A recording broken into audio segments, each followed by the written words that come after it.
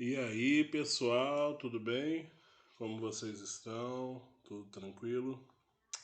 Então vamos lá, vamos começar aqui nossa revisão, né? O conteúdo da nossa revisão é referente ao capítulo 9 e ao capítulo 10. Ou seja, a gente vai estar falando sobre impulso e depois sobre quantidade de movimento. E a aplicação, né, desse conteúdo, quantidade de movimento e impulso, seria colisões.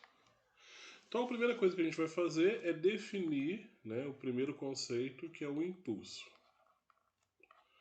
O que seria o impulso? Eu comentei com vocês em sala de aula que o impulso é o ato da gente aplicar força, né, causando, né, um movimento e transmitindo uma quantidade de movimento para um corpo. Então, impulso é a aplicação de uma força num breve intervalo de tempo. Então, a gente definiu com a expressão da seguinte maneira: impulso é força vezes intervalo de tempo. Então, impulsionar é essa ideia de aplicar força, né? Então, a gente pode ter situações seguintes. Pensa como exemplo assim, ó. Eu posso estar falando que eu chutei uma bola com uma força, sei lá, de 100 newtons, e o meu pé ele ficou em contato com a bola durante 5 segundos, por exemplo. 5 segundos é até muito, 0,5 segundos, né? Um tempo bem rápido mesmo. O que acontece? Eu consigo saber a quantidade, eu consigo saber o impulso que foi gerado. O impulso é a força vezes o intervalo de tempo, ou seja, gerou o impulso aí, ó, de 100 vezes 0,5, ou seja, o impulso foi de 50 newtons vezes segundo. Então essa é uma ideia possível. Outra coisa interessante também é quando você tem uma situação em que dizemos qual foi o impulso dado e eu quero saber ou a força que foi aplicada ou o tempo que se gastou, né? Pensa da seguinte ideia. Vamos dizer que ao dar uma tacada de golfe, né? Vamos pensar no golfe, por exemplo, o impulso que foi gerado tenha sido de, vamos lá, 5.000 newtons vezes segundos. Esse é o impulso gerado. E aí eu posso falar assim, ó, essa tacada ocorreu, né, gerando esse impulso, com a aplicação de uma força de 500 newtons. Então eu consigo, não, 500 newtons não, vamos pensar que 5.000 newtons, eu consigo saber quanto tempo durou o contato entre o taco e a bola. Ou seja, a gente sabe que o impulso ele é a força vezes o intervalo de tempo. Ou seja, se o impulso é de 5.000, a força é de 5.000, logo o tempo de contato entre a bola, né, e o taco foram de 1 segundo. Então existe várias situações. A gente fez em sala que a gente tinha que achar a força. Então nada mais é do que você simplesmente ler o enunciado e entender o que está acontecendo. Então vamos lá. O que a gente tem que deixar claro aqui na questão do impulso? O impulso, que é o I, é a aplicação de uma força num certo intervalo de tempo. Eu posso, por acaso, falar a força que eu estou aplicando e o tempo de duração, e assim você determina o impulso. Eu posso falar o impulso sofrido, a força, e você determinar o tempo. Eu também posso falar o impulso e o tempo, e você determinar a força. Então, existem várias situações possíveis. Agora, uma coisa importante que a gente tem que saber sobre o impulso, né? Característica aqui, ó, importante, né? Então, que característica que é importante? É o seguinte, o impulso ele é uma grandeza vetorial, ok? Ele é uma grandeza vetorial. O que é grandeza vetorial? A grandeza vetorial o impulso ela tem direção, sentido e módulo. Por que ela tem direção, sentido e módulo? Porque a força tem direção, sentido e módulo. Então, quer dizer, a direção e o sentido do impulso é o mesmo que o da força. O que eu quero dizer com isso? Eu quero dizer o seguinte: se eu chutar uma bola horizontalmente para a direita, quer dizer que o impulso foi horizontalmente para a direita. Se eu falar que eu gerei um impulso verticalmente para cima, isso quer dizer o quê? Que eu fiz uma força verticalmente para cima. É essa que é a ideia. Então, lembrem, uma coisa que a gente estudou lá atrás e vale a pena relembrar. Quando a gente fala que é um vetor, é porque tem direção, módulo, né, e sentido. O impulso, ele tem a mesma direção e o mesmo sentido que a força que eu apliquei. Então, isso é um ponto importante para nós aí. Perfeito? Então agora vamos falar do outro conceito que a gente tem aí que é importante também. O outro conceito é a quantidade de movimento. Então a quantidade de movimento, também conhecido como momento linear, então a quantidade de movimento, né, que a gente representa pela letra Q, também conhecido como momento linear, é a quantidade que um corpo possui, né? Todo corpo, quando está em movimento, ele tem uma quantidade de movimento. Essa quantidade de movimento, ela é igual à massa do objeto vezes a velocidade. Uma coisa importante também de se falar é a quantidade de movimento, ela é um vetor. E a velocidade também é um vetor. Então, quer dizer, a quantidade de movimento está na mesma direção, no mesmo sentido que a velocidade. Vamos colocar aqui, ó, uma característica legal. Então, ó, a quantidade de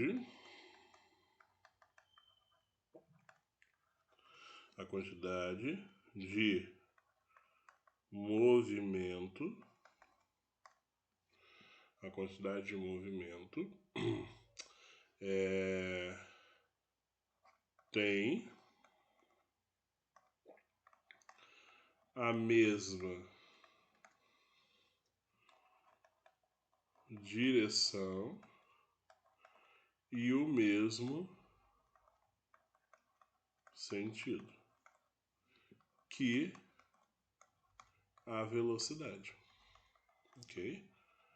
Então, tá aí. Isso é um ponto importante. Agora, outro ponto importante é o seguinte: a velocidade sempre tem que ser em metros por segundo. Se tiver em quilômetros por hora, transforma. Como é que eu transformo? Divido por 3,6. A massa sempre tem que estar em quilogramas. Se não tiver, transforma. Ok? Essa é a ideia. Perfeito? Vamos pensar em exemplos aqui desse aqui também, só para a gente poder guardar um pouquinho melhor, né? Vamos pensar aqui no exemplo. Ó. Imagina, por exemplo, a seguinte situação. Você tem um objeto que possui uma massa de 5.000 gramas e tem uma velocidade de 5 metros por segundo. Qual que é a quantidade de movimento que esse objeto possui? Ó, a quantidade de movimento desse objeto é a massa vezes a velocidade. Então a quantidade de movimento vai ser o quê? A massa, 5.000 gramas não pode, então é 5 quilogramas. A velocidade é 5, então eu tenho aqui 25 quilogramas vezes metro por segundo. Então essa é a quantidade de movimento desse objeto. Outra situação possível, né? Vamos pensar assim, ó. Eu tenho um objeto que possui uma massa de 10 kg e se encontra uma velocidade de 72 km por hora. Qual é a quantidade de movimento desse objeto? Né? Então, ó, a primeira coisa que eu tenho que perceber, está em quilômetros, vamos dividir por 3,6, vai para 20 metros por segundo. Então, ó, a quantidade de movimento é massa vezes velocidade. A quantidade de movimento vai ser 10 vezes 20. Então, a quantidade de movimento é de 200 kg vezes metro por segundo. Então, outra situação. Agora, uma situação também que pode acontecer, né? Vamos pensar assim, ó. Eu posso falar que eu tenho uma certa velocidade, vamos supor aí 10 metros por segundo. Eu quero saber a quantidade de movimento, porém, ao invés de eu dar a massa, eu dou o peso do objeto. Vamos supor aqui que que o objeto pesa 200 newtons. Ó, a quantidade de movimento é massa vezes velocidade. A quantidade de movimento, então, tem que ser o quê? A velocidade, que é 10, e eu tenho que multiplicar pela massa. Só que eu não estou dando a massa, eu estou dando o peso do objeto. Massa e peso é diferente. Então o que eu tenho que fazer? Eu tenho que aqui, ó, dividir por 10, né? E aí eu vou encontrar que a massa é de 20 quilogramas.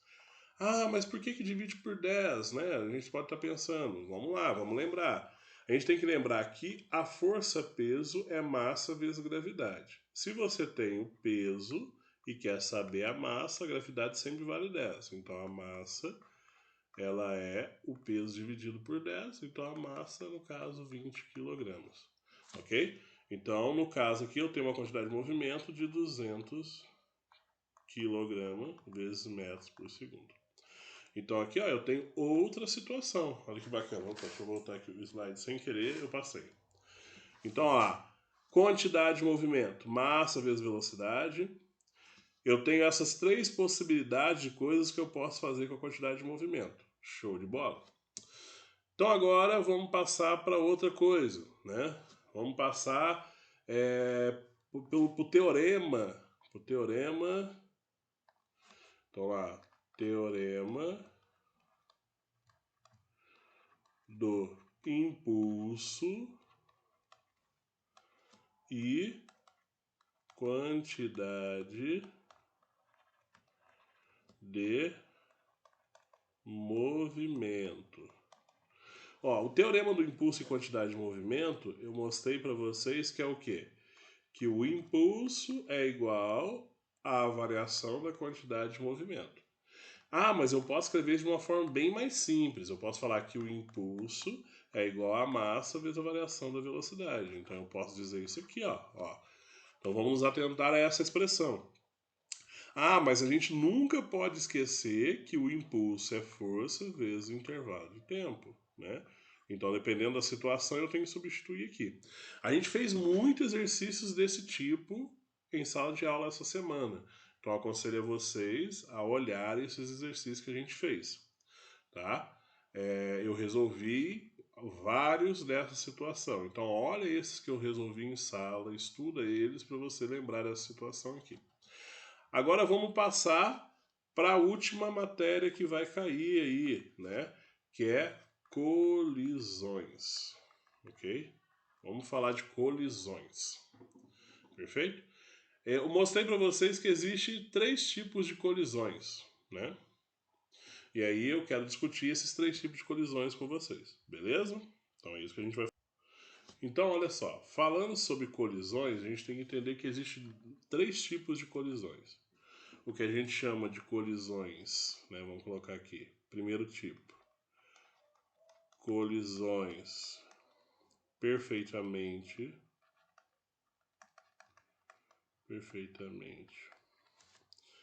elástica, né? O que a colisão perfeitamente elástica tem como característica? Primeira característica, conservação da energia. Cara, isso aqui, essas características são extremamente importantes, gente. Então, a primeira característica, conservação da energia. Então, ó, isso só ocorre com a perfeitamente elástica. Se fosse a perfeitamente inelástica, não teria conservação da energia. A conservação da energia, né, só acontece na elástica, beleza? Outra característica, conservação da quantidade